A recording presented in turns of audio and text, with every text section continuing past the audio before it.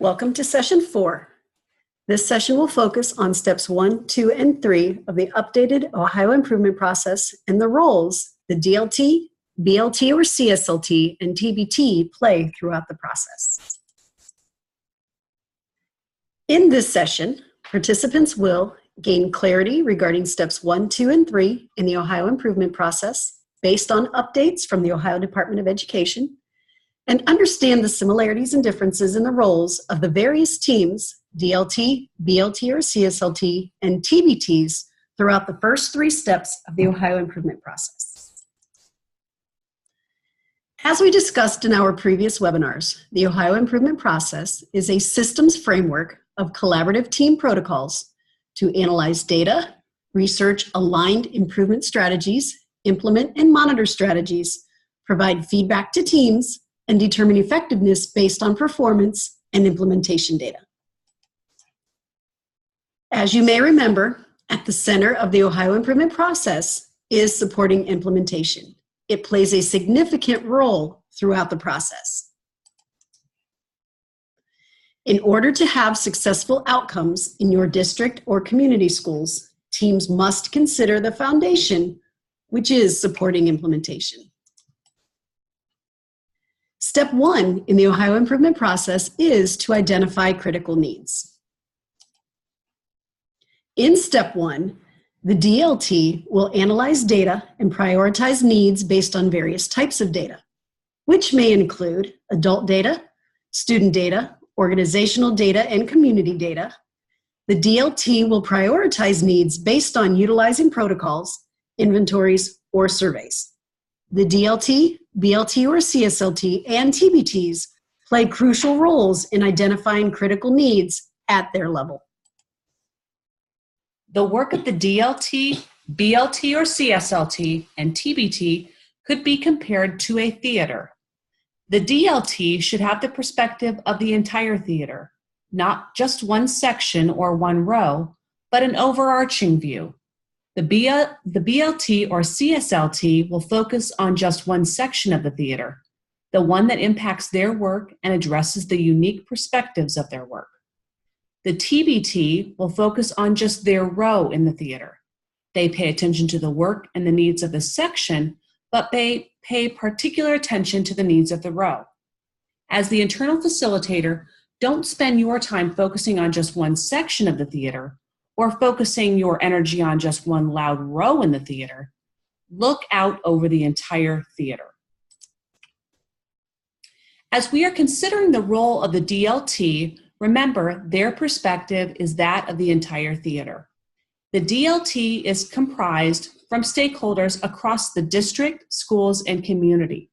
Their roles include conducting a comprehensive needs assessment for the district, which include identifying data to be collected and organized, analyzing data from the district perspective, identifying root causes of problems, prioritizing the district's critical needs, and continuing the process throughout the year.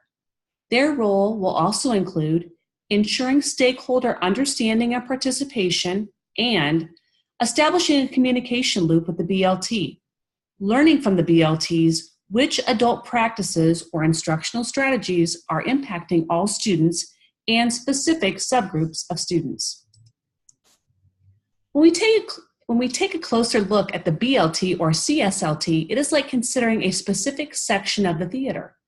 The BLT or CSLT includes stakeholders from across the school or building that conduct a comprehensive school needs assessment by pinpointing data to be collected and organized, analyzing data from the school perspective, identifying root causes of problems, and prioritizing the school's critical needs.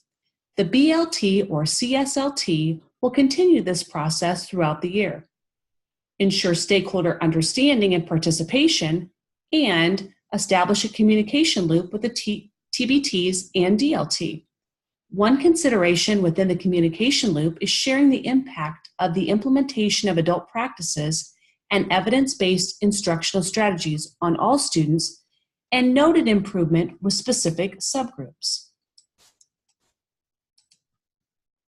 As we consider the perspective of the TBT, They are primarily focused on their role in the theater and how it plays a role in the section. So let's discuss the TBTs. TBTs are comprised of stakeholders from across classrooms and content areas, including personnel such as intervention specialists or gifted coordinators.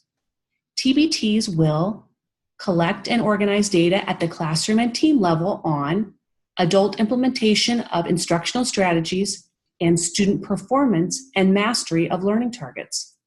TBTs will analyze data from the classroom and collective team perspectives and communicate findings such as what worked and what didn't work and the next steps to the BLT or CSLT. As a reminder, the adult instructional practices will directly impact student performance. Collecting both adult and student data gives a more complete picture. Please pause the webinar and briefly review the examples provided on this slide.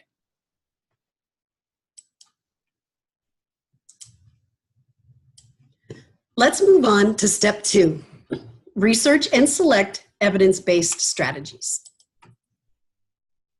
In step 2, the DLT researches and selects or continues using evidence-based, agreed-upon district-level strategies that increase student achievement while minimizing the achievement gaps between student groups. The role of the BLT or CSLT in step 2 is to research and select or continue using evidence-based, agreed-upon building-wide strategies that align with district strategies, increase student achievement, and address students' critical needs while minimizing the achievement gaps. The role of TBTs in step 2 is to research and select evidence-based instructional practices that align with selected district and building strategies and, when fully implemented, increase student achievement, align to the needs of learners, and close achievement gaps between subgroups of students. As you consider evidence-based strategies, you need to select strategies that address the prioritized critical needs. Considerations include current research, ESSA's levels of evidence, and strategy review. All levels of the organization, the DLT, BLT or CSLT, and TBTs, play crucial roles in researching and selecting evidence-based strategies. Let's take a closer look at evidence-based strategies. Evidence-based strategies are those practices that have been proven to improve student outcomes when implemented with fidelity. Districts can be confident these strategies are likely to produce positive results when implemented as intended. For a practice to be evidence-based, an external evaluator must have evaluated its effectiveness. The design and outcome of the evaluation will determine what, if any, level of evidence the selected instructional practice meets. When selecting an evidence-based strategy, team members must be aware of its core components, required time commitment, funding, and expectations for full implementation. This helps teams select the most appropriate strategy to address the critical needs identified in step 1, the Ohio Improvement Process. Robert Marzano in 2001 stated that we should think about instructional strategies as tools in a toolbox. No instructional strategy works equally well in all situations and should not be expected to work equally well in all situations. If one tool or instructional practice works well, continue to use the tool. But if the tool or instructional practice is not working, you need to consider using a different tool. Listed on this slide are the 9 categories of instructional strategies that have been determined by Marzano to have a high probability for enhancing student achievement for all students in all subject areas in all grade levels. Teams should rely on prioritized needs, their knowledge of students and subgroups, subject matter, and situations to identify the most appropriate instructional strategy. You may wish to pause the webinar now to discuss this slide with your team.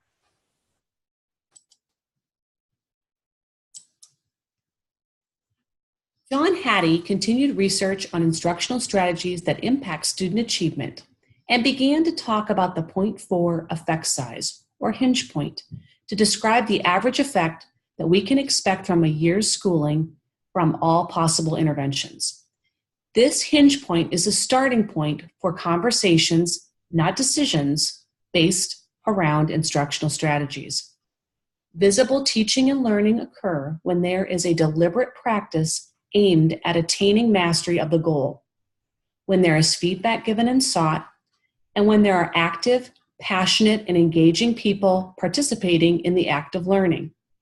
The most powerful way of thinking about an educator's role is for them to see themselves as evaluators of their effects on students. That is, what each student can do as a consequence of the educator's actions. Listed on this slide are just a few of the strategies and effect sizes that Hattie discusses in his research. You may wish to pause the webinar now to discuss this information with your team.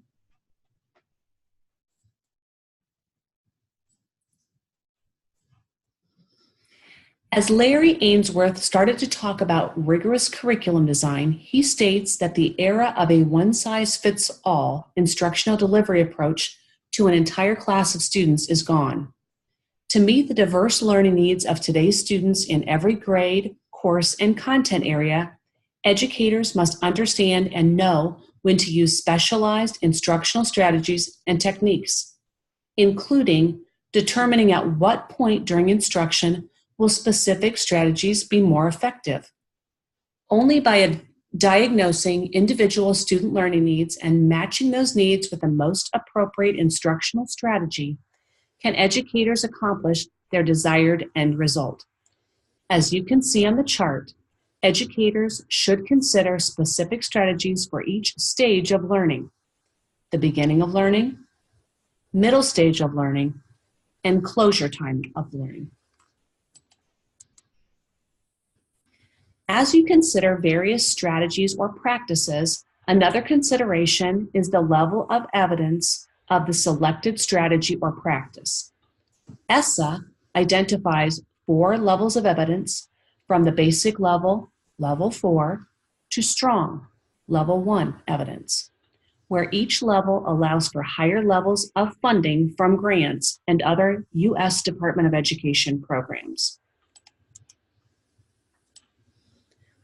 As you review evidence-based strategies, here are some factors to consider: alignment to district and school goals, implementation time, implementation resources needed, including funding, sustainability, professional development needed to implement with fidelity, district or school need and priority, alignment with current initiatives, level of evidence, and district or school capacity to implement. Teams should evaluate their current strategies and their effectiveness when addressing critical needs. Don't forget, selecting a new evidence-based strategy might require ending a current practice. As teams research and select an evidence-based strategy that addresses the prioritized critical need or needs determined in step 1, benefits include a greater likelihood of positive student outcomes if the strategy is implemented as outlined in the research, and assurance that time and resources will go towards strategies that show evidence of achieving positive student outcomes. Step 3 in the Ohio improvement process is the plan for implementation. In step 3, what are the roles of the DLT, BLT or CSLT, and TBTs? The DLT will design or update a district multi-year plan based on identified critical needs and using evidence-based strategies aligned to district goals. The BLT or CSLT will design and update a school-specific multi-year plan aligned to the district plan. School plans are based on the school's identified critical needs and use evidence-based strategies aligned to the school and district goals. TBTs will create an instructional plan for a predetermined amount of time aligned to Ohio's learning standards and school or district evidence-based strategies. This includes frequent, real-time monitoring of student data. Monitoring might include analysis of student work, common formative assessments, and adult strategy implementation. When thinking about step 3, at the DLT level, you will focus on the district level plan. As a reminder, your plan must be aligned to critical needs with a limited number of SMART goals and evidence-based strategies, a clear plan for monitoring progress of the plan, and action steps that will be implemented with fidelity. Additionally, the DLT will consider ongoing professional learning, human capital allocation, fiscal resources, and outlined roles of the system. At the BLT or CSLT level, the team will set the course for the plan at the building level and the implementation of the adult practices or evidence-based strategies. Building and community school level teams should consider the following questions. What are the expectations for TBTs? What will success look like for adult implementation and student performance? And if implemented with fidelity, what will be the impact for all students and specific subgroups of students? The BLT or CSLT will also be responsible to share with all of the TBTs which adult practices in the building are having a positive impact on student learning and strive to develop a plan which will replicate effective practices throughout the building. At the TBT level, teams will determine the expectations for all adults when implementing the selected strategy, including the specific steps in the process. At the district level, here are some considerations for ongoing professional learning. Is the professional learning intentional and sustained?